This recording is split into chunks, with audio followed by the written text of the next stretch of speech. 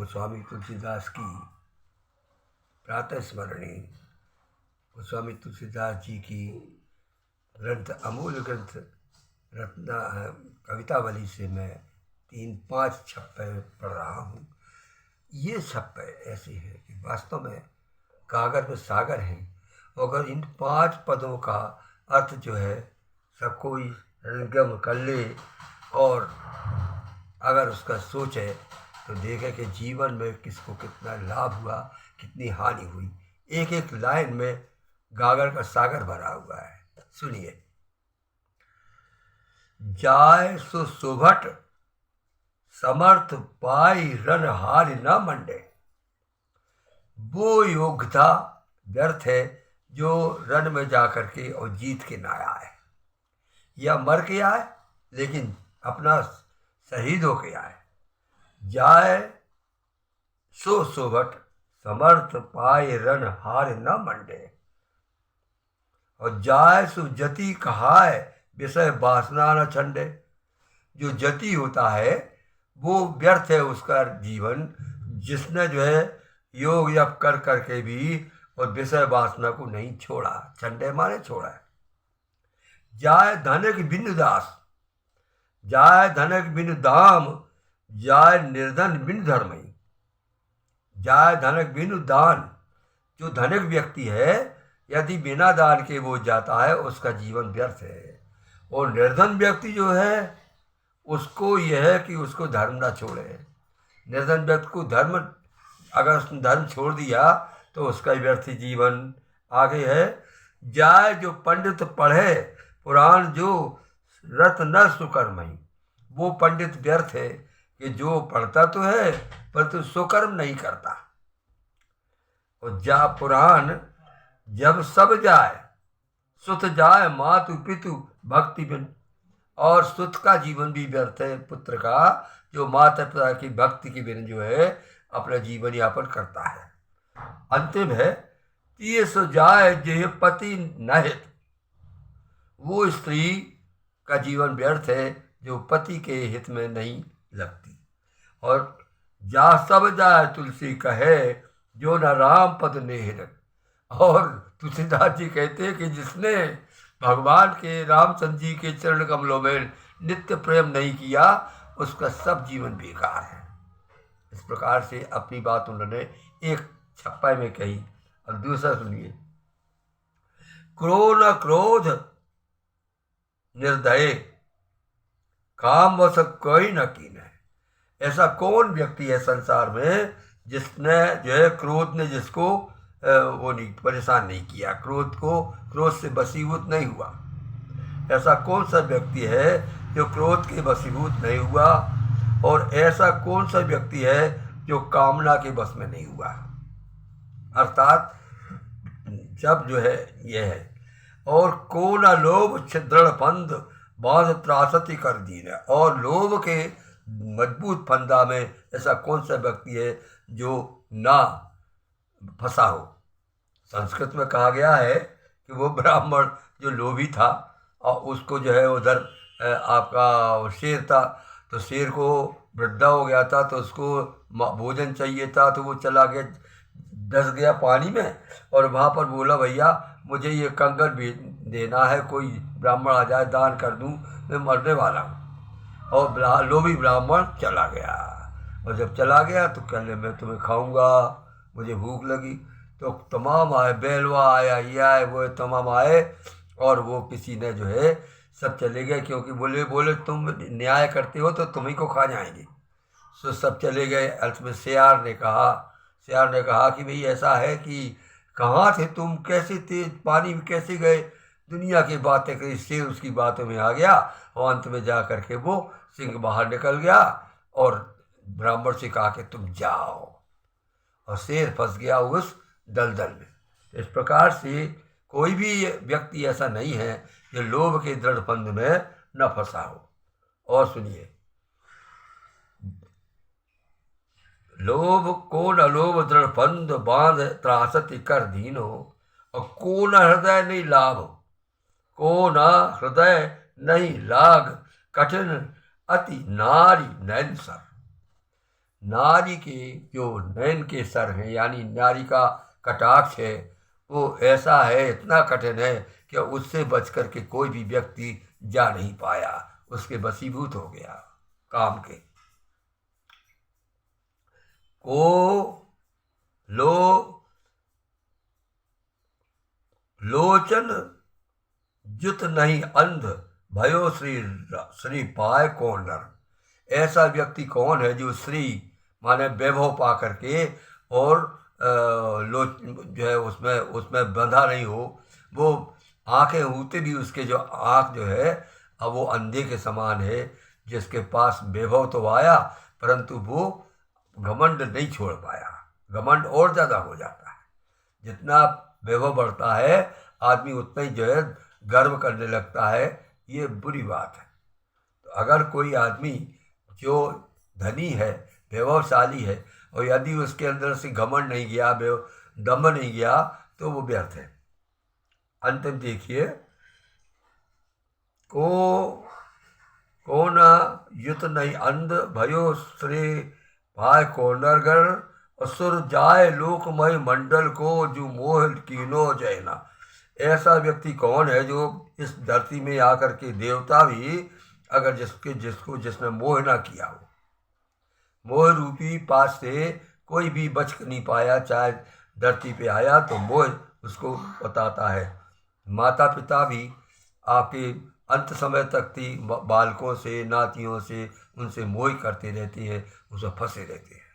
लेकिन अंत में वो तुलसी कहते हैं, कह तुलसीदास जो ऊब है, यह राम राम, यह राख राम राजीव नैन।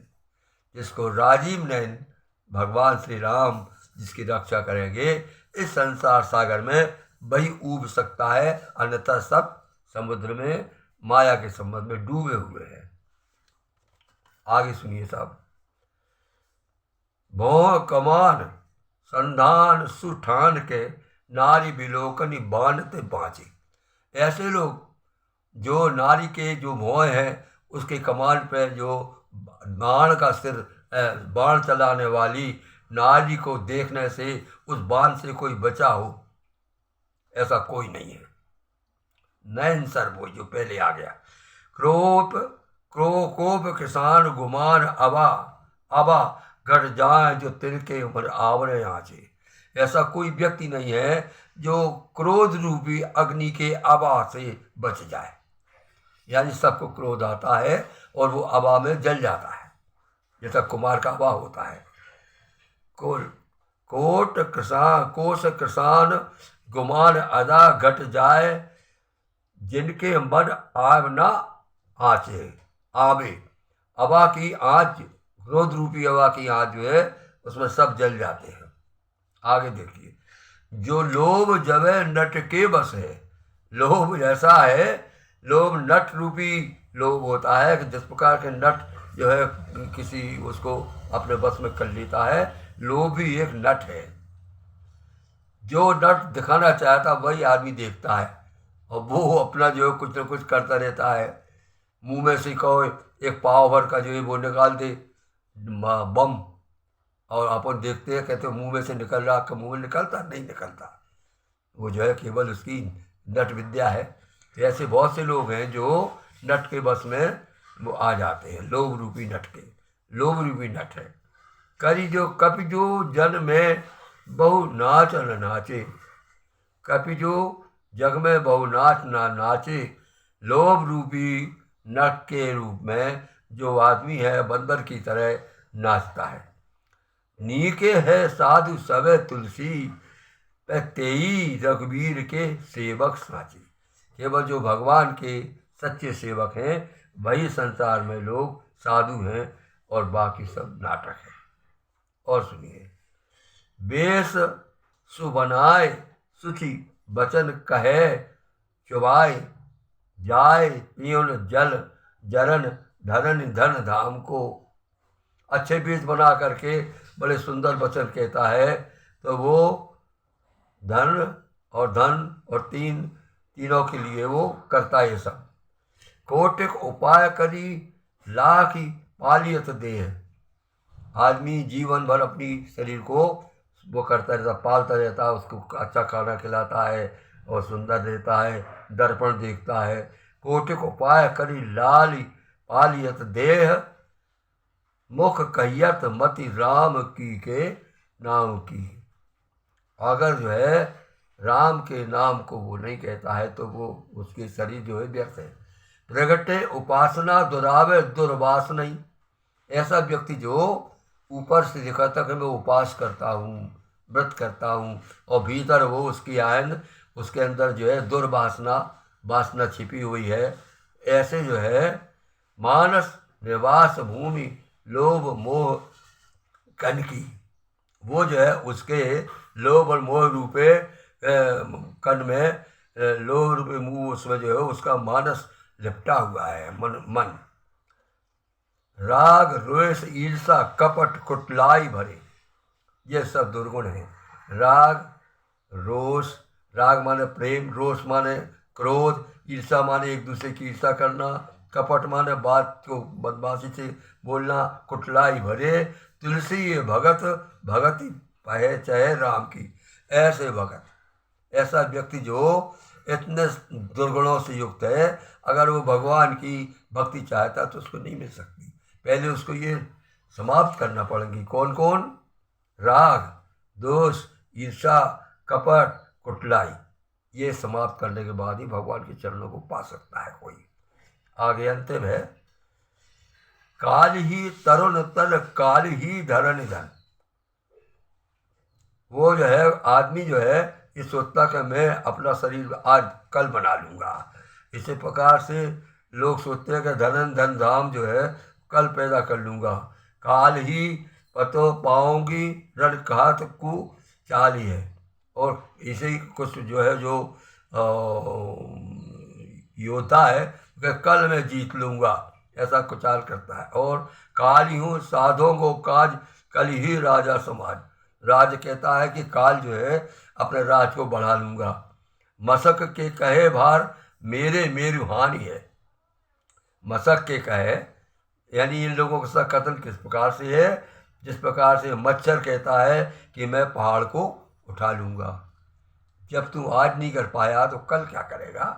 मशक की समान तू, जिस प्रकार कोई मशक को सुमेर पर तो उठाता है, ऐसा उसका कल्पना है। अंत में क्या है? घने घने घर धा घने घर घाल तो है घने घर हाल में देखत सुनत समझत न सूझे सोई। यानी एक किस्म से वो अपने घर को अपने शरीर को मारता ही है। अंत में क्या है? कि कब हुक हो न काल को कालू काली। बस काल जो है काल काल करते करते उस व्यक्ति का काल मृत्यु जो है आ जाती है और वो अपना काम पूरा नहीं कर पाता। तात्पर्य यह है कि आदमी को जो काम तत्काल कल करना है उसको तत्काल करे। काल करे सो आज कर, आज करे सो अब पल्ले पल्ले होगा और करेगा कब।